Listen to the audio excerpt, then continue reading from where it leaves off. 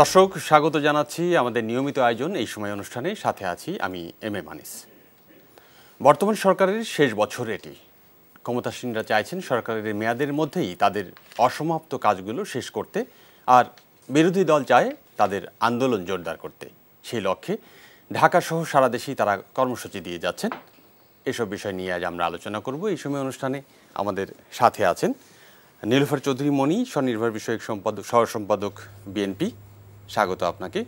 এবং আমাদের সাথে আরও আছেন ব্যারিস্টার প্রশান্ত ভূষণ বড়ুয়া, সাবেক সহসভাপতি, বাংলাদেশ ছাত্রলীগ। আসলে এই বছরের পুরোটা জুড়েই হয়তো রাজনীতি আসলে হয়তো ডমিনেট করবে, কারণ কয়েকদিন আগেও এই সরকারের 5 জানুয়ারি ছিল এই সরকারের শেষ বছরে পদার্পণ করেছে সরকার গঠনের পরে। তো বিএনপি একটি কর্মসূচি করেছে, ঢাকায় করেছে, ঢাকার বাইরে করেছে, জেলা এবং উপজেলা পর্যায়ে করেছে। তারা সম্ভবত এটা 16 জানুয়ারি কর্মসূচিটা করেছে, সর্বশেষ কর্মসূচি, এবং সেখান থেকে পরবর্তী এটা কর্মসূচিও এসেছে। আবারও 25 জানুয়ারি তারা কর্মসূচি দিয়েছে। তো আমি শুরুতেই আসলে জনাব ব্যারিস্টার প্রশান্ত ভূষণ বড়ুয়ার কাছে আসতে চাই। এই যে বিএনপি কর্মসূচি এবং আওয়ামী লীগের পক্ষ থেকেও বলা হচ্ছিল যে তারাও খালি মাঠে আসলে মাঠ ছেড়ে দিবেন না, তারাও মাঠে থাকবেন এবং সতর্ক প্রহারে থাকবেন।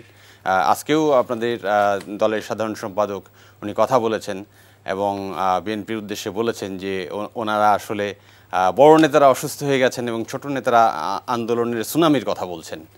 তো আপনি কিভাবে দেখেন? ধন্যবাদ এনটিভির সম্মানিত দর্শকবৃন্দ আপনাকে এবং বিএনপির প্রতিনিধি আমার অত্যন্ত সম্মানিত আলোচক নীলুফার চৌধুরী মণিকে। দেখেন, আপনি একটু আগেই বলেছেন যে অসমাপ্ত কাজগুলো আমরা শেষ করতে চাই। যথার্থই বলেছেন। বাংলাদেশ আওয়ামী লীগের অসমাপ্ত কাজ মানে ফসলের মাঠে কৃষকের হাসি। অসমাপ্ত কাজ হচ্ছে জয়পুরহাটের রিক্সা চালক আইজুল। যেদিন মেট্রো রেল উদ্বোধন হয় সেদিন আইজুল বলেছে যে আমি রিক্সা চালাই শ্যামলীতে, খেপ না পেলেও এদিকে চলে আসছি, কারণ আমি আমার বউকে পাক্কা কথা দিয়েছি মেট্রো রেলে চড়াবো। এই যে রিক্সা চালক আইজুলের পাক্কা কথা, এটি আওয়ামী লীগের সাথে বাংলাদেশের মানুষের সম্পর্ককে ডিফাইন করে। কেন ডিফাইন করে? দেখেন, 2022 সালে বাংলাদেশ আওয়ামী লীগ একটা কত বড় একটা ডিজাস্টার, গ্লোবাল ডিজাস্টার 21-22 থেকে যে শুরু হয় মোকাবেলা করেছে। এরপরেও 6.5 প্রবৃদ্ধি 16 থেকে 21 পর্যন্ত কন্টিনিউ রেখেছে। এটি আওয়ামী লীগের অসমাপ্ত কাজ। ডিসেম্বরের রেকর্ড রপ্তানি আয় হয়েছে। এটি যেন রপ্তানি আয় আরও বাড়ে, এটি আওয়ামী লীগের অসমাপ্ত কাজ। দেখেন, লক্ষ্য করে দেখবেন, পদ্মা সেতু, মেট্রো রেল, একদিনে 100 সেতু, একদিনে 100 সড়ক, পায়রা তাপবিদ্যুৎ কেন্দ্র, কালনা সেতু যেটা মধুমতি সেতু, রেকর্ড রপ্তানি, জাতিসংঘ মানবাধিকার কাউন্সিলের রেকর্ড ভোট পেয়ে নির্বাচিত সদস্য, এগুলো 2022 সালে অন্যান্য অনেক কিছুর সাথে আওয়ামী লীগের সমাপ্ত কাজ। 2023 সালে কি দিচ্ছে?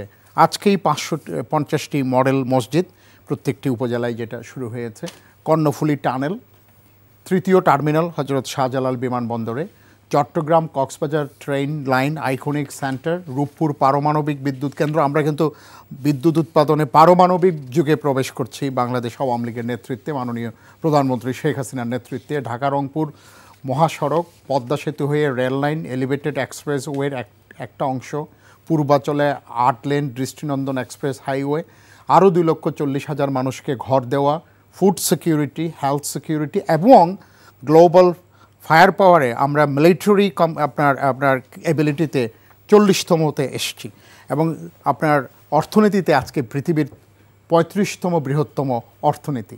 এবং লক্ষ্য করবেন 1 ট্রিলিয়ন অর্থনীতির দিকে আমরা জোর কদমে এগিয়ে যাচ্ছি। আপনি যদি বলেন এইগুলোই বাংলাদেশ আওয়ামী লীগের, বঙ্গবন্ধুর সোনার বাংলায় বঙ্গবন্ধু বলেছেন যে রাজনৈতিক স্বাধীনতার কোনো অর্থ থাকবে না যদি অর্থনৈতিক স্বাধীনতা স্বয়ংবরতা না আসে। হি কুডন্ট ডু ইট, তাকে এই সুযোগটি দেওয়া হয়নি। আজকে বঙ্গবন্ধু বেঁচে থাকলে 80 সালের মধ্যে মালয়েশিয়া সিঙ্গাপুরের সমতুল্য অর্থনীতি হয়ে যেতাম। লক্ষ্য করবেন, আমরা কিন্তু এই 35তম অর্থনীতি হওয়াতে সিঙ্গাপুরকেও পিছিয়ে ফেলেছি। আজকে মালয়েশিয়াকে আমরা ধরে ফেলছি প্রায়। আজকে দেখবেন এই ২০ খাতে আমরা শীর্ষ 10-এ সারা পৃথিবীতে, উৎপাদনে, রপ্তানিতে, শিশু মৃত্যু কমানোর ক্ষেত্রে, দারিদ্র্য কমানোর ক্ষেত্রে, এবং পাকিস্তানকে আমরা ছড়িয়েছি বহু আগে। 14টি ক্ষেত্রে আমরা ভারতের চাইতেও এগিয়ে আছি, মাতৃমৃত্যু হার কমানো, এবং অমর্ত্য সেনের কথা আপনি জানেন।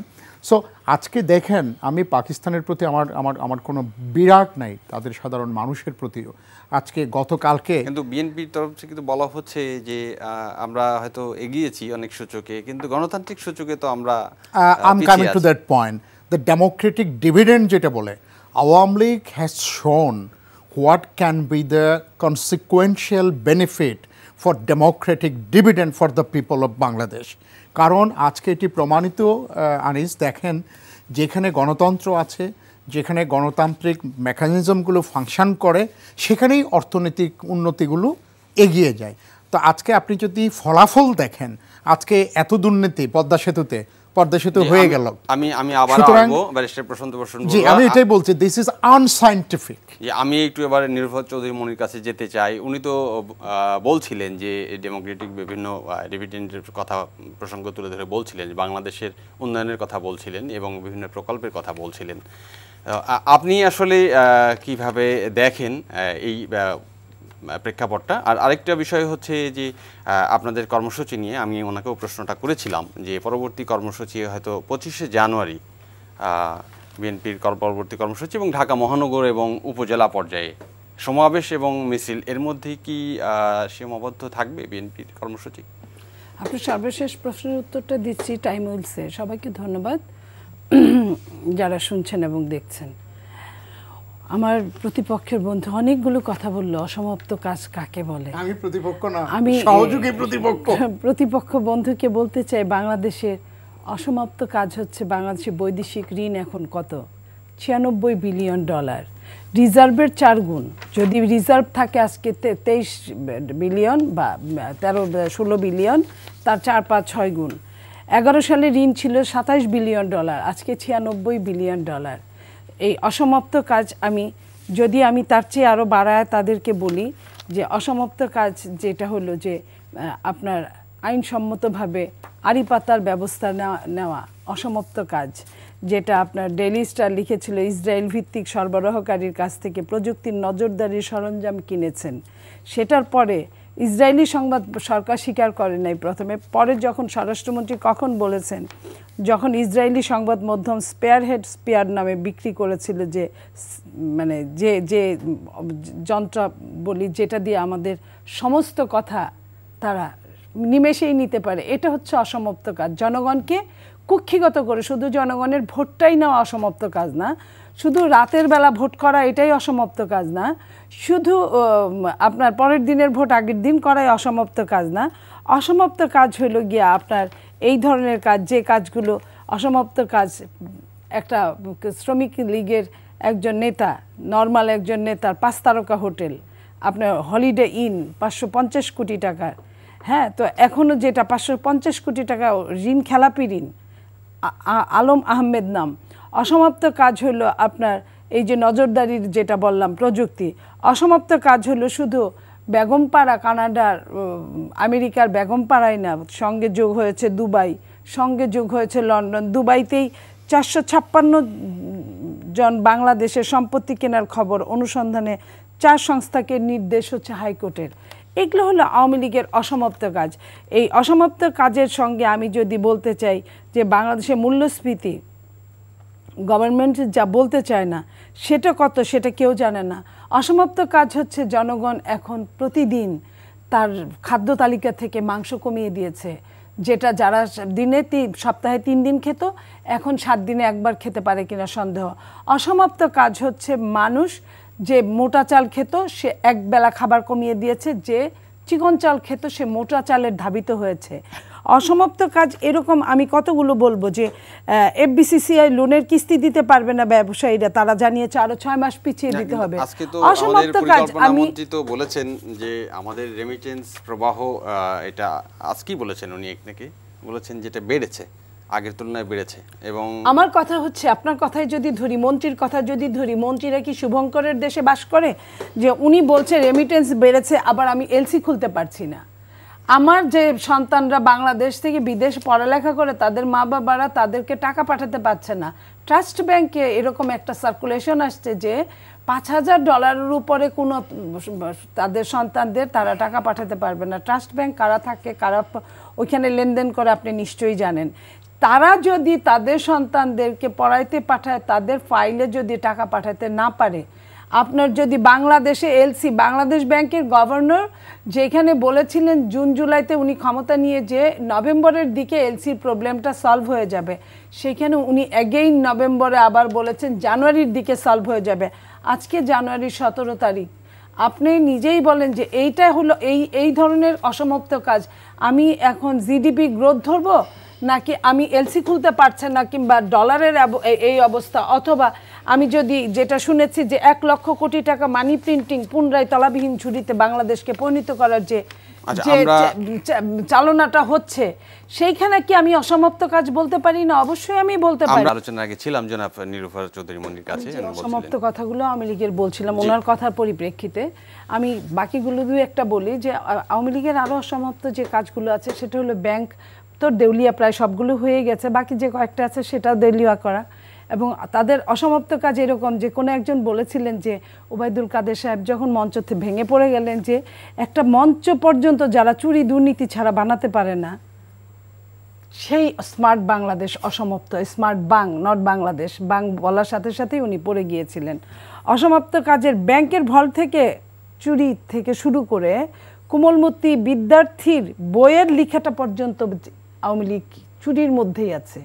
এই যে অসমাপ্ত কাজগুলো যে আমরা এই 2-1 দিন আগে দেখলাম, অসমাপ্ত কাজ ওয়াসার এমডিরা সৈন্য উন্নতি করবে, বাকিটুকু আরও শেষ করবে। 21,000 কোটি টাকা ঋণ মাথায় নিয়েছে। অসমাপ্ত আওয়ামী লীগের কাজ বিদ্যুতে 14 বছরে 11 বার বিদ্যুতের দাম বাড়ানোর পরে আবার দাম বাড়িয়েছে। এই যে অসমাপ্ত, এগুলো হলো গিয়ে আপনার অসমাপ্ত কাজ হচ্ছে রিজার্ভ শেষ, চলছে না বাংলাদেশ এবং ইন্টারন্যাশনাল ট্রেড ব্যাহত।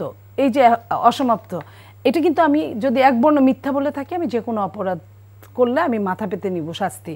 অসমাপ্ত কাজ যদি এরকম হয় যে লন্ডনের অভিজাত এলাকায় সবচেয়ে বাংলাদেশিরা এখন সবচেয়ে বেশি আপনার অর্থ লিপসু, যেটা বাড়ি গাড়ি সব কিনে আপনার সিরিয়াস অবস্থায় আছে। অসমাপ্ত কাজ হলো যে 1 সেকেন্ডের জন্য বিএনপির, আপনি জানেন গতকালকে যে মিছিলগুলো হয়েছে, ঈশ্বরগঞ্জে একজন এসআই বলেছে 1 সেকেন্ডের জন্য মিছিল করতে দিবে না বলে সে ব্যানার ট্যানার নিজে কেড়ে নিয়েছে। এই যে অসমাপ্ত কাজ হলো তাদের ডান্ডাবেরির মাধ্যমে সমস্ত বাংলাদেশের জানাজা পড়ানো, যার বাবা মা মারা যাবে সব বিএনপিকে ধরে জেলখানায় ভরবে। বাকিটা অসমাপ্ত কাজ হলো 1.5 লাখের উপরে মামলা বিএনপির নামে দিয়েছে। এখন বাকি যত বিএনপি আছে সেই বাকি বিএনপির কোটি মামলায় পরিণত করা। অসমাপ্ত কাজ হলো যে সমস্ত চোর জেলখানা থেকে বের করে বিএনপির সব নেতাকর্মীকে জেলে ঢুকিয়ে রাখা, এবং আরও বাকিগুলা জেল না থাকলেও তারা যেভাবে পারে সেইভাবে চিৎকার বোর্ডিংয়ের মতো রেখে দিয়েছে।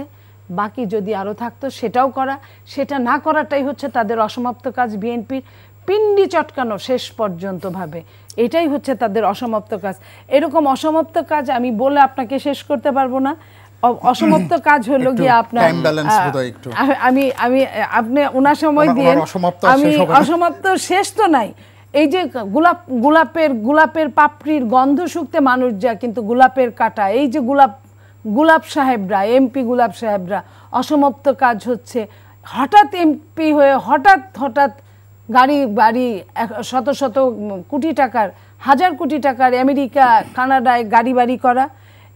এই যে অসমাপ্ত কাজ, এত অসমাপ্ত কাজের ভিড়ে আমি আসলে বলতেই পারবো না যে অসমাপ্ত কাজে যে বলেছেন আমাদের নেতা, মানে ফ্যাসিস্ট নেতা, যে যারা বিদ্যুৎ নিয়ে রেন্টাল কুইক প্ল্যান নিয়ে বেশি কথা বলবে তাদেরকে ঘরে ঘরে বিদ্যুৎ বন্ধ করে দেবে। এইটা হচ্ছে অসমাপ্ত কাজ। এগুলা এই প্রসঙ্গ থেকে আমি একটু ছোট্ট করে আপনার কাছে জানতে চেয়েছিলাম, আবারও জানতে চাই যে আপনাদের যে কর্মসূচিগুলো যেগুলো করছেন, আমি জানতে চেয়েছিলাম যে আপনাদের এই 25 জানুয়ারি পরবর্তী যে কর্মসূচি, এটা কি শুধু সমাবেশ এবং মিছিলের মধ্যেই সীমাবদ্ধ থাকবে, না আরো বৃহত্তর কোনো কর্মসূচি? শোনেন, একদিনে আমরা এরশাদ শৈরাশাহী ছিল, এরশাদের পতন হয়েছে যেভাবে, একটা মিটিং মিছিল অনেক কিছু করার পর, অনেক হতাহত হওয়ার পরে আজ যেই দিন এরশাদ পদত্যাগ করেছে সেই দিন কিন্তু কিছু হয় নাই। যা হয়েছে এরকম ক্রনোলজিক্যালি হয়েছে। তো ক্রনোলজিক্যালি বিএনপি তার প্রোগ্রাম করতে করতে যখন এক দফায় যে আর কিছুই থাকবে না, এখন এক দফা এক দাবি, সেটা আসবে, সেটা সময় মতোই আসবে। যেটি আজকে সম্ভবত আপনাদের নেতা বলেছেন যে আসলে 10 দফা ছেড়ে এক দফার আন্দোলন হওয়া উচিত। না, ওনারা বলেছেন যে যা যা করা দরকার তা তা করেছেন। আমি জনাব প্রশান্ত বাবুর কাছে আসতে চাই। উনি তো বললেন যে আওয়ামী লীগ ভয়াবহ বললেন বললে কম বলা হবে। আপনি শুরু করছেন, আমি একটু শেষ করলাম। আমার মনে হয় যে আপনি আসলে কি মনে করেন ওনার? না, কি মনে করব, শুনুন প্রেক্ষিতে আপনি কি মনে করেন? আমি আরেকটা জিনিস বলতে চাই যে ওবায়দুল কাদের আজকে উনি প্রসঙ্গ টেনেছেন, আপনার দলের সেক্রেটারি, উনি আজকে বলেছিলেন যে মার্কিন মন্ত্রীর সাথে দেখা করতে না পেরে বিএনপির বড় নেতারা, আমি এটা আগেও করেছিলাম, যে ওনারা আসলে একটু বেসামাল, কথাটা বলবো না, আমি বলবো যে ওনারা হিতাহিত জ্ঞান হারিয়ে ফেলেছেন বা অনেকটা অস্বস্তিতে ভুগছেন। এবং উনি বলেছেন যে তত্ত্বাবধায়ক সরকার আর ফিরবে না এবং নির্বাচনে বিএনপি হয়তো শেষ পর্যন্ত আসবেই, এ ধরনের কথা বলেছেন। তো আপনি আসলে কি মনে করেন, আপনার দলের নেতার সঙ্গে কি আপনি? না, উনি নতুন কি বলেছেন বা উনি ভুল কি বলেছেন? কেন অমিত শাহের কণ্ঠস্বর জালিয়াতি বিএনপি করে নাই? মার্কিন কংগ্রেস সদস্যদের 6 জনের স্বাক্ষর জালিয়াতি করার জন্য ওনাদের নিউ ইয়র্কের কয়েকজনকে ওনারাই বরখাস্ত করে নাই? করেছে তো। জালিয়াতির সাথে বিএনপির সম্পর্কে নতুন। আমরাও যে একটা কথা বলি মাঝে মধ্যে, যে বাংলাদেশের রাজনীতিকে যদি আপনি গণতন্ত্রের জমিন ধরেন, এই জমিনে বিএনপির দলিল, দাখিলা, দখল সবই তো ভুয়া। কেন কর্নেল মোস্তাফিজ তার বইতে স্বীকার করেননি যে জিয়াউর রহমানের সাথে রাজনীতি করতে এসে বিশাল জিনিস দেখলাম, ও অবাক জিনিস? কি অবাক দেখলেন? বলে রাত্রে বঙ্গভবন থেকে টাকা বিলানো হয় ওই যে লোকগুলোকে বিভিন্ন দল থেকে এনে ছুটানোর জন্য। এখন সেই টাকা কিসের টাকা? এটা কি ওনার সুটকেস থেকে আসছে? এটা কি ওনার আপনার আয় করে হিসেবে দিয়েছিলেন? ওই টাকা হলো মানুষের ট্যাক্সের টাকা। যেই দল জন্মের আগের থেকেই মানুষের ট্যাক্সের টাকা চুরি করে এবং 77 সালের 30শে মের হানা ভোটে, আমি উদ্ধৃতি দিই, আনিসুল হকের আয়েশা মঙ্গল বইয়ে দেখবেন যে আপনার 98.88 ভোট কাস্ট হলো, তার মধ্যেও 98 উনি পেলেন। এখন কালো চশমা দিয়ে উনি বসে আছেন, একজন অ্যাডভাইজার মনে করলেন যে ওনার বোধহয় একটু মন খারাপ সিএমএলএ সাহেবের, তো উনি বলতে চাইলেন যে একটু আস্থা কি কম হয়ে গেছে, 1% বাড়িয়ে দিব। এবং বলা হয়ে থাকে এটা 2 কপি হলো, একটা বিজি প্রেস আর একটা গিনেস বুক। এইভাবে তো ওনারা ইলেকশন করেছেন। শোনেন, 75 থেকে 79 পর্যন্ত 5 বছর ঢাকা শহরে সকাল সন্ধ্যা ওনারা কারফিউ দিয়ে মানুষকে দমন করেছেন। মাহফুজ বাবু মহানগর ছাত্রলীগের সেক্রেটারি গুম হয়েছে, এখনও খবর পাওয়া যায়। তোফায়েল আহমেদ সাহেবের এপিএস মিন্টু, আজ পর্যন্ত খবর পাওয়া যায় নাই। আবার 72-75 দেখেন কিভাবে আওয়ামী লীগের উপর আক্রমণ হয়েছে। আমি এটা একটু বলি, আওয়ামী লীগ সবসময় আক্রান্ত হয়েছে, কখন আক্রমণ করেনি। ঈদের জামাতে আওয়ামী লীগের এমপিদেরকে গুলি করে মেরে ফেলেছে, কাজী আরিফ সাহেবের শ্বশুর যশোরের তৎকালীন এমপি রওশন আলী সাহেবকে। তো আপনি যারা সশস্ত্র লড়াই করে বাংলাদেশ স্বাধীন করলো, তাদেরকে স্বাধীন বাংলাদেশে ঈদের জামাতে গুলি করে আপনি মেরে ফেললেন। 75-এর 15ই আগস্টের পরে আওয়ামী লীগ তো বটেই, কোন রাজনৈতিক দলের কর্মীরা বাসায় ঘুমাতে পেরেছে? Colonel Taher saved Zia's life, প্রথম সুযোগে জিয়া তাকে ফাঁসিতে ঝুলিয়েছেন। এবং শুধু তাই না, যেই সৈনিকরা বিশ্বাস করেছিল 77-এর অক্টোবরে তাদেরকে পুরা ম্যাসাকার করেছেন বিমান বাহিনী আর 80% এবং সেনাবাহিনীর সিগন্যাল কোর, 1 মিনিটে একটি করে মৃত্যুদণ্ড দিয়েছেন। তো আজকে বিএনপিকে আপনি বলছেন যে, একটু আগে আপনি প্রশ্ন করেছেন যে এরকম তাদের কর্মসূচি এরকম থাকবে না তো। তারা 13, 14, 15-তে যেরকম খুন্তি দিয়ে, গরম খুন্তি দিয়ে মাথা এফোট করে যে কনস্টেবল তারেককে মেরে ফেলেছে, এরকম আরও অনেককে মেরেছে। They will try to do that. এবং মার্কিন মন্ত্রীর যে বিষয়টা আপনি আজকে বললেন, দেখেন স্যাংশন দেওয়ার পর উল্লসিত হয়েছিল কারা? বিএনপি হয়েছিল। আজকে মার্কিন মন্ত্রীর সাথে দেখা করতে না পারলে ওনাদের মন খারাপ হবে, এটা তো অস্বাভাবিক কিছু নয়। একটা কথা আছে যে বেগম জিয়া অসুস্থ, তারা বললেন যে খুবই অসুস্থ, বিদেশে নিতে হবে। পরে ডাক্তাররা বললেন, এখন উনি কিন্তু আই প্রে ফর হার, উনি সুস্থ থাকবেন। কিন্তু বেগম জিয়া সুস্থতায় ফেরত এসেছেন, বিএনপি তো সুস্থতায় ফেরত আসেনি। আপনার 10 ডিসেম্বর নিয়ে কি কথাবার্তা বললো, হাস্যকর সব কথাবার্তা বললো। দেখেন আজকে আমরা বিএনপি আমলে প্রেস ক্লাবের সামনে প্রথমে অনশন করতে গেলাম, মারলো। ওসমানী উদ্যানের ভিতরে গেলাম, ওই গাছের মধ্যে, ওখানে গিয়েও মারলো, ওখানেও অনশন করতে দেয় নাই। প্রথম 3 বছর ছাত্রলীগের, আওয়ামী লীগের ছেলেরা ঈদ করতে আসতে পারে নাই বাড়িতে। টাঙ্গাইলে একটা ছেলেকে 2য় বছর ঈদ করতে আসছে, ওই ঈদের দিন মেরে ফেলেছে। একদম নামাজ পড়তে যাওয়ার সময় কিংবা আসার সময় আমার পুরো খেয়াল নেই, ওই দিনে মেরে ফেলেছে।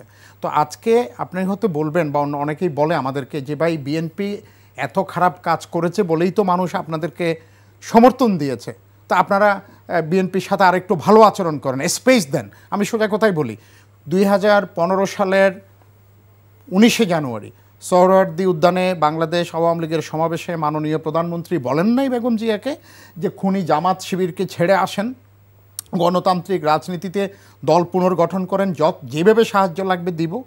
পরের দিন বেগম জিয়া বললেন দেশ ছাড়ে পালিয়ে যান, নাহলে পালানোর জায়গা পাবেন না। এই যে গত শ্রীলঙ্কার অর্থনৈতিক দুর্দশার পরে আপনি একটু উদাহরণ পান কিনা দেখেন তো। আওয়ামী লীগের কোনো নেতা, আমরা কি কেউ কখনো বলেছি যে বিএনপির নেতারা দেশ ছাড়ে পালান, বঙ্গোপসাগরে ঝাঁপ দেন? কেউ কিন্তু বলেনি। ওনারাই বলছেন যে বঙ্গোপসাগরে ঝাঁপ দিবেন, পালানোর পথ পাবেন না।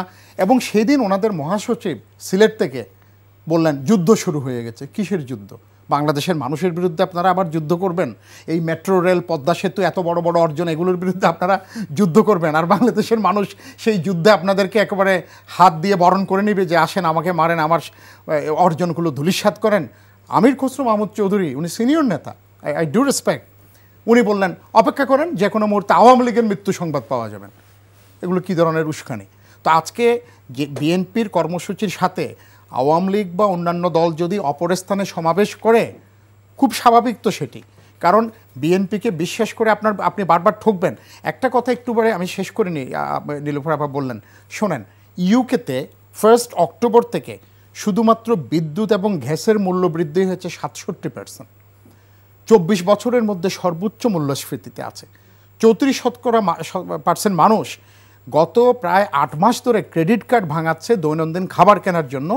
বার্মিংহামে 6টা ফুড ব্যাংক, আমরা যে লঙ্গরখানা বলি ওটা ফুড ব্যাংক পাঠানোর পর লেবার এমপি কেঁদেছে।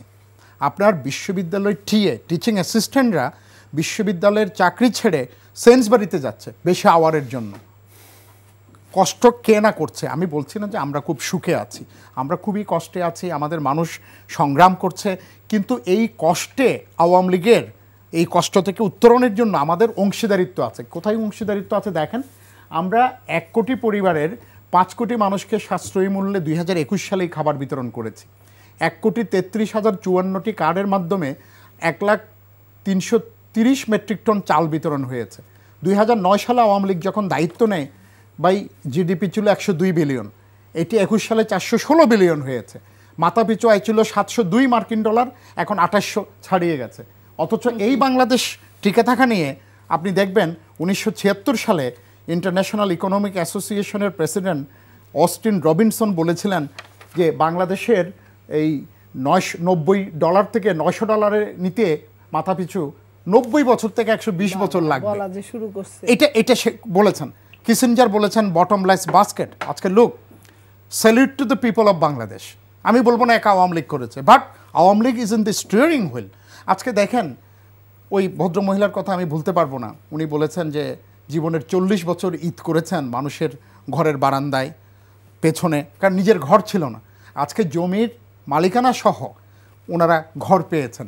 আওয়ামী লীগ সরকারের আমলে আরও সরকার ছিল, আগে মাননীয় প্রধানমন্ত্রী শেখ হাসিনার আগে আরও প্রধানমন্ত্রী এই দেশে ছিলেন, তারাও ঘর বাড়ি দিয়েছেন। শোনেন, আজকে আশ্রয়ন প্রকল্পের পিপলস রিসোর্সেস দিয়ে কিভাবে মানুষের জীবন উন্নত করা যায়, আওয়ামী লীগ সরকারের উন্নয়ন should B A text book example.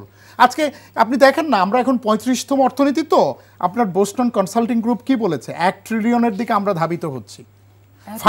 Global fire পাওয়ার দেখেন, গ্লোবাল ফায়ার পাওয়ার আমরা আজকে 40th।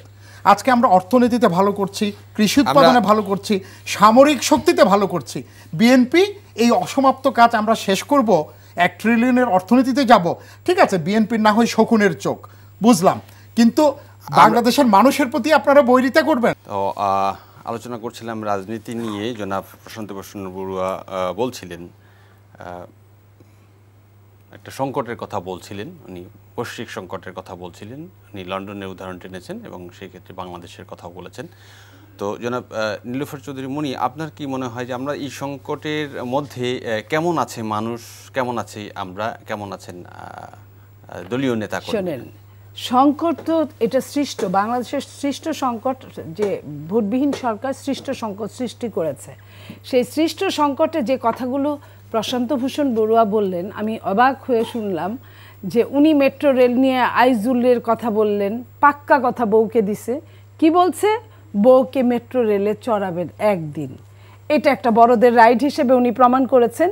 10 কিলো মাত্র একটা মেট্রো, মানে সমস্ত মেট্রোর চারপাশে, মেট্রোপলিসের চারপাশে থাকবে যে রেলটা, তাকে বলে মেট্রো রেল। অথচ তারা 10 কিলো রাইড বানিয়েছে, বড়দের রাইড।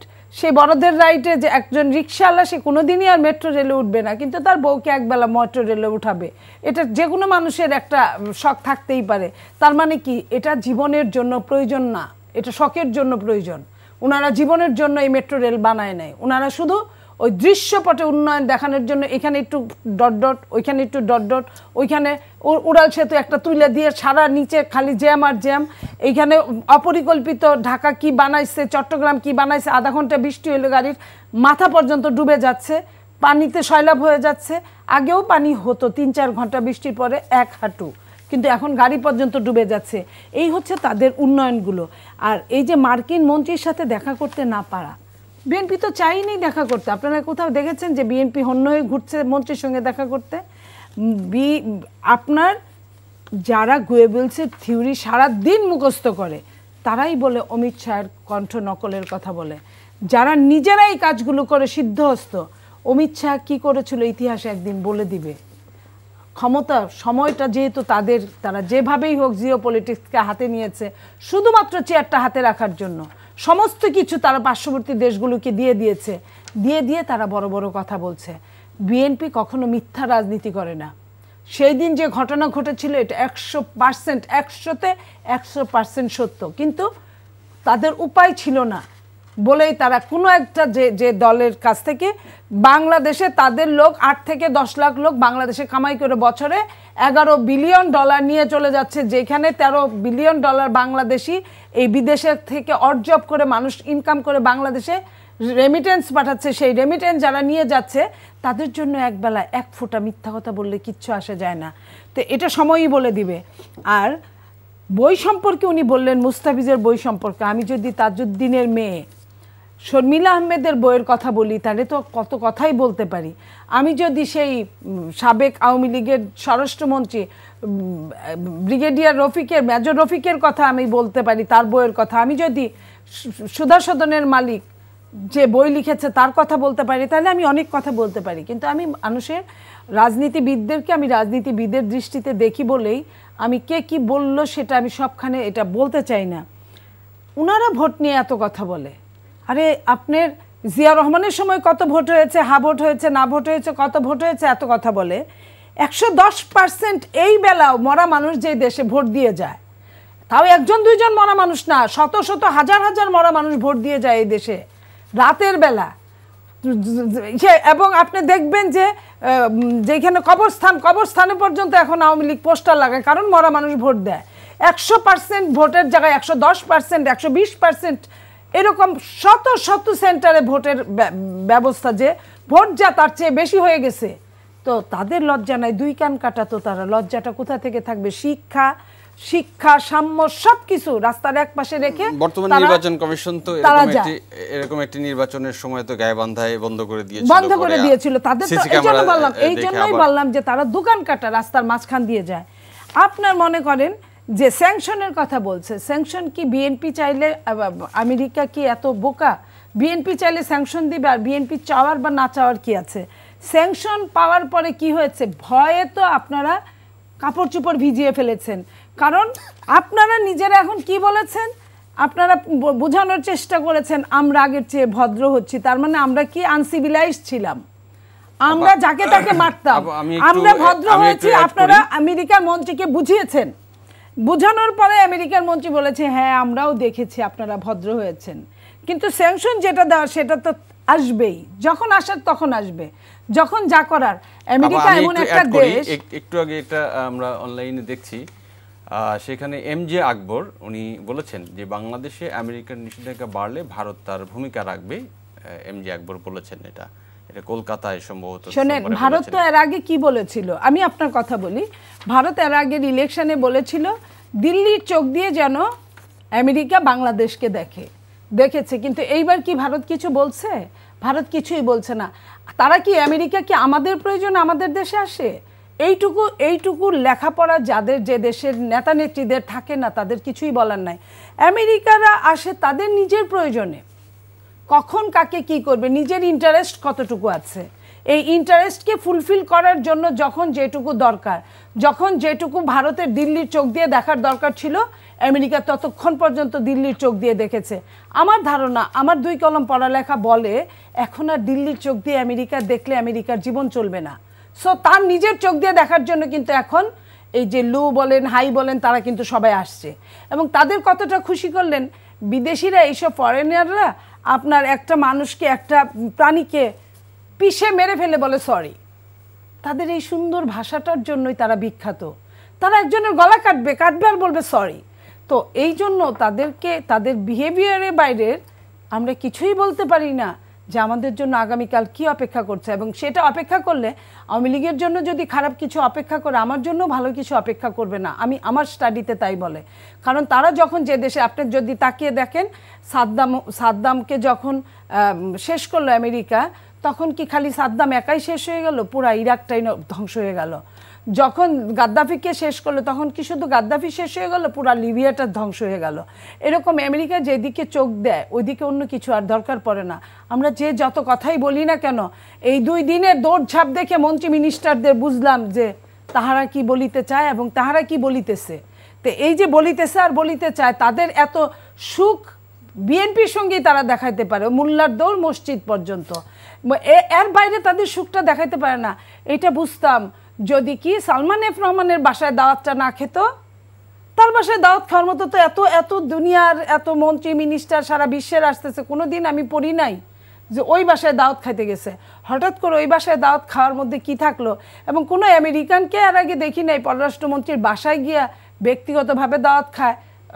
সালমান এফ রহমানের বাসায় গিয়ে ব্যক্তিগতভাবে দাওয়াত খায়, বললেও যায় না বললেও যায়, এরকম দেখি নাই। আমি ছোটবেলা থেকে পড়েছিলাম অতি নৈকট্য নাকি প্রীতির সম্পর্কে ঘুণ ধরায়। অতএব সাধু সাবধান। আমি এইটুকু বলতে চাই, এই দেশটা আমাদেরও, এই দেশের আমরাও নাগরিক। এই দেশটার কিছু হলে আমরাই বড় সমস্যায় আগে পড়ব। তো যারা রাতের ভোট চুরি করে এই দেশে ধরে রাখছে, মানে দখল করে রাখছে, ধ্বংস করে রাখছে, আজকে দেখেন তার্কিশ বিমান বাংলাদেশ থেকে চলে যাওয়ার সার্কুলার দিয়েছে। কারণ সে বাংলাদেশি টাকায় টিকিট বিক্রি করে, বাংলাদেশি টাকা থেকে ডলারে টাকা, সে ডলার পাচ্ছে না, নিতে পারছে না, তার দেশে টাকা নিতে পারছে না। তো সে এখানে থেকে কি করবে? এরকম অনেক বিদেশি এয়ারলাইন্সগুলো চলে যাচ্ছে আমাদের দেশ থেকে। এখান থেকে বুঝেন যে আমাদের আগামী দিনটা কেমন। ওই ওনারা সুন্দর করে গল্প করলো, গল্প শুনতে ভালো লাগে কিন্তু গল্প দিয়ে পেট ভরে না। ওনারা সুন্দর গল্প করলো আর হয়ে গেল। দাঁড়ান, আমাকে একটু বলতে দেন। কর্নেল তাহেরকে নিয়ে কথা বলেছেন, কর্নেল তাহেরকে নিয়ে। এই তাহের কিন্তু সেটাই বলছেন যে শেখ মুজিবের লাশটা বাংলাদেশে কোথাও রাখা উচিত হয় নাই, এটা বঙ্গোপসাগরে ফেলে দেওয়া উচিত ছিল। সেইখানে তারা এই কথা বলে। শোনেন, 13, 14, 15 মেরে ফেলেছে উনি বললেন। অথচ 13, 14, 15 জন্য বরিশালের জেলা পরিষদ চেয়ারম্যান প্রেস কনফারেন্স করে বলেছিল যে কোনো একটা বিহঙ্গ বাসকে, যেখানে আগুন লাগে, যেখানেই মার হয়, সেখানেই এই বাসটা এটা করে, কারণ তার ওই বাসের মালিকের নমিনেশনের দরকার। তো সেই দিন তো ওই জেলা পরিষদ চেয়ারম্যানেরও কোনো শাস্তি হয় নাই, কিংবা যে বাসের মালিকেরও মনোনয়ন পাওয়া বন্ধ হয় নাই। তার মানে শোনেন, তার মানে শাস্তি, এইসব ভুল যদি সে ভুল বলে থাকতো তাহলে তার শাস্তি হতো। তার মানে সে রাইট বলেছিল, এই জন্য শাস্তি হয় না। এই কারণে এইরকম। এবং চট্টগ্রাম, ওনার বাড়ি চট্টগ্রামে জিজ্ঞেস করেন যে চট্টগ্রামে আওয়ামী লীগের অফিসে বোমা পাওয়া গিয়েছিল। সেই বোমাটা আওয়ামী লীগের অফিসে কে রেখে আসছে? বিএনপি রেখে আসছে। উনি তো অভিযোগ করছেন উনি বললেন ঈদ করতে পারে নাই। উনি কি জানে যে আজকে 17 বছর 16 বছর যাব বিএনপি নেতারা উনাদের তো ছাত্রলীগের, প্লিজ আমার সময় একটু বলতে দেন। ছাত্রলীগের নেতা বলছেন, আমি বিএনপি নেতাদের বলছি, এক জেলার নেতা আরেক জেলায় থাকে, এক মহানগরের নেতা আরেক মহানগরে থাকে, কোন সময় রোজা ঈদে পার্বণে নিজের এলাকায় যাইতে পারে না। শুধু তাই না, তারা রিকশা চালায়, তারা ভ্যান চালায়, জীবন যাপন করে। আপনি উনি যেটা বললো, আমি শুধু আপনার উত্তর দিচ্ছি যে বাংলাদেশ সোনায় ধুয়ে যাচ্ছে। তাহলে টিসিবির গাড়িতে মধ্যরাত থেকে এত লাইন পড়ে কেন? ওনাকে জিজ্ঞেস করেন। তাহলে কাকে দেয়? 4-5 ঘন্টা মধ্যবিত্তদের মুখ ঢেকে লাইনে দাঁড়ায়। আমরা সস্তায় খাবার দিচ্ছি। 4-5 ঘন্টা লাইনে থাকার পরে সুযোগ থাকলে আমিও যাব সস্তায় খাবার জন্য। যখন বলে চাল শেষ, তার মানে কি আপনি একটা মধ্যবিত্তকে মোটা চালে নামায় আনছেন, টিসিবির গাড়িতে নামায় আনছেন, অথচ আপনি তাকে কিছু ধন্যবাদ জনাব। আমরা একটু জনাব প্রশান্ত গুলি করেছেন, সার চেয়েছে আপনারা গুলি করেছেন, খাবার চেয়েছে আপনারা গুলি করেছেন, বিদ্যুৎ চেয়েছে আপনারা কনসার্টে মানুষ মেরেছেন। আমরা তো দিচ্ছি। আমরা একটু ব্যারিস্টার প্রশান্ত ভূষণ বড়ুয়ার বক্তব্য শুনতে চাই। আপনি তো আমাকেও বলতে দিচ্ছেন না। বলতে চাই যে মানুষ উনি বারবার কথা বলছিলেন চট্টগ্রামের যে বিষয়। আমি এটাই বলছি, শুনেন, চট্টগ্রামে সাতকানিয়ায় একদল পুলিশ কর্মকর্তা, তাদের সিপাহীরা, তারা একটা কমিউনিটি সেন্টার আশ্রয় নিয়েছিল। তারা কিন্তু অ্যাকশনে ছিল না। ওখানে ঘিরে ভেঙে গরম খুন্তি মাথায় ঢুকিয়ে কনস্টেবল তারেক নামে একজনকে স্পট ডেড করেছে। কেন? বিএনপি অফিসের সামনে মতিঝিল জোনের তৎকালীন এডিসির গাড়িতে আপনার গাড়িতে আগুন ধরিয়ে দিয়েছে। সেদিন যে মুন্সিগঞ্জের ফতুল্লায় আপনার পুলিশ 6 জন পুলিশকে মেরে পানিতে ফেলেছে সেদিন। গতকালকে চট্টগ্রামে বিনা উস্কানিতে পুলিশকে কালকে আক্রমণ করেছে গতকালকেই। সুতরাং বিএনপি যখন কিছু আপনার বলে না যে সুযোগের অভাবে চরিত্রবান, বিএনপি এখন হঠাৎ করে একটা শেখ ফরিদ হয়ে গেছে যে বগলের তলে ইট নিয়ে। 27 দফা 10 দফা এগুলো যে ভুয়া, এগুলো আমরা আগেই বলেছি। কেন বলেছি তার প্রমাণটা দেন। 3 দিন আগে রাজধানীতে একটা সমাবেশে ওনাদের জগৎ শেঠ বলে কথিত জনাব আব্দুল আওয়াল মিন্টু এবং ওনাদের সিনিয়র নেতা গয়েশ্বর রায় বলছেন এই সংবিধান আমরা চাই না। আগে বলছে সংশোধন, এখন বলছে আস্ত সংবিধানেই তারা চায় না। 76 সালের 15ই আগস্ট সোহরাওয়ার্দী উদ্যানে সিরাতুন্নবী মাহবুবের নামে এজি তাওয়াব, যাকে জার্মানির থেকে নিয়ে এসে দালাল জিয়া রহমান এয়ার চিফ করেছিলেন, তাকে দিয়ে বলিয়েছিল বাংলাদেশের নাম পরিবর্তন চাই। খেয়াল করবেন তারিখটা, 76 সালের 15ই আগস্ট, বঙ্গবন্ধু হত্যাকাণ্ডের প্রথম বার্ষিকীর দিনে তাদের বাংলাদেশের নাম পরিবর্তনের প্রস্তাব দিয়েছিল। তাওয়াবের সাথে জিয়ার ঝামেলা না হলো ওই পথেই হাঁটতো।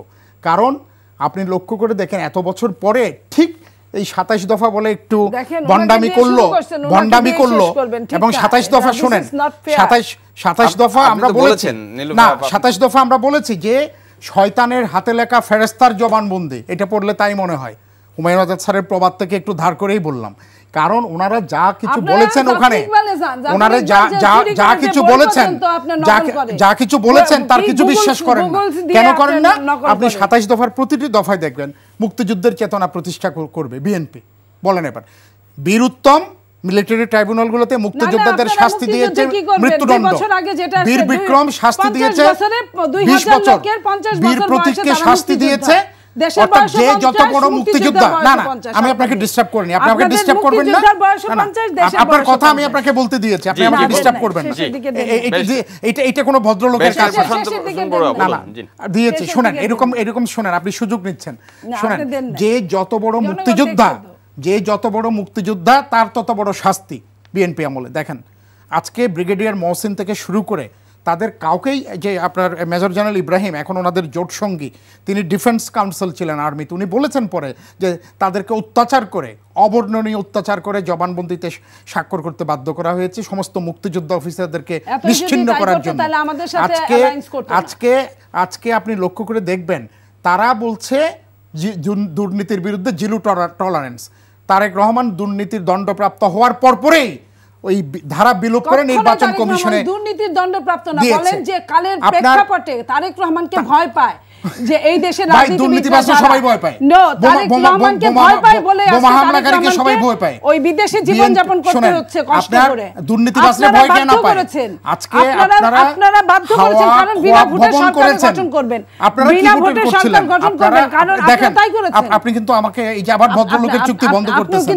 BNP is not gentleman. আপনিও কিন্তু চুক্তি বন্ধ করতেছেন। ভবিষ্যতে কিন্তু আপনি এটা জবাব পাবেন। এইরকম করলে কিন্তু আপনি জবাব পাবেন। আমি শেষ করতে পারছি। আমি উনি যেটা জানতে চেয়েছেন আমি ওনাকে জবাবটা দিচ্ছি। আপনি দয়া করে আমাকে জবাবটা দিতে দিবেন। একে ইলিগালি বলতেছেন কারণ আপনার টাইম শেষ। আপনি প্রথমে বলছেন আপনি শেষেও বলছেন। আপনি দেখেন অবশেষে স্বীকার করলেন, হ্যাঁ, অবশেষে কহিলা বিষাদে যে এত গদগদ হওয়া। তো আপনি স্যাংশন দেওয়ার পরে তো লাফাই উঠছিলেন কেন? আমরা লাফাই না, আমার দেশের বাহিনী শত্রু মানে আমার বন্ধু। আমার র‍্যাব আপনার শত্রু, পুলিশ আপনার শত্রু, বাংলাদেশের আর্মি আপনার শত্রু। শত্রু না। ধন্যবাদ। আপনি স্বীকার করলেন যে র‍্যাবকে আপনি শত্রু মনে করেন, পুলিশকে শত্রু মনে করেন। প্রায় 400 লোক আপনি ক্রসফায়ার দিয়েছেন আপনার চিরঙ্গে। আর আপনারা তো বংশযুদ্ধ নির্বংশ করে দিয়েছেন। আপনি স্বীকার করলেন, আপনি স্বীকার করলেন আজকে আপনি কতগুলো মানুষ মেরেছেন। একদমই শেষ পর্যায়ে এসেছি। আপনি দেখেন র‍্যাব কিন্তু বিএনপির সময় হওয়া, র‍্যাব বিএনপির সময় হওয়া, র‍্যাবের আবার অপারেশন ক্লিন হার্ট দায় মুক্তি দিয়েছে বিএনপি। একদম সংক্ষেপে জনাব। আমি শেষ করছি এটা বলে, লোক BNP has always a dangerous nexus. BNP is the natural godfather and godmother of terrorism. Bangla Bhai আপনারা করেছেন, 500 জায়গায় বোমা হামলা করেছেন। 2000 সালে বাংলা ভাই হয়েছে। বিএনপি তো খুনের অপর নাম হয়ে গেছে। আপনি শুনেন আমাদের শেষ করতে হচ্ছে জনাব নীলুফার চৌধুরী মনি, নীলুফার ইয়াসমিন মনি এবং barrister BNP always hit below the belt. উনি কিন্তু বিলো দ্য বেল্ট হিট করলো আবার। নীলুফার চৌধুরী মনি এবং ব্যারিস্টার প্রশান্ত ভূষণ বড়ুয়া, আমাদের সময় একদমই শেষ। আমরা আসলে প্রাণবন্ত আলোচনা হয়েছে। ধন্যবাদ প্রিয় দর্শক। এই ছিল আজকের এই সময়ের আয়োজন। ভালো থাকবেন, সুস্থ থাকবেন। শুভরাত্রি।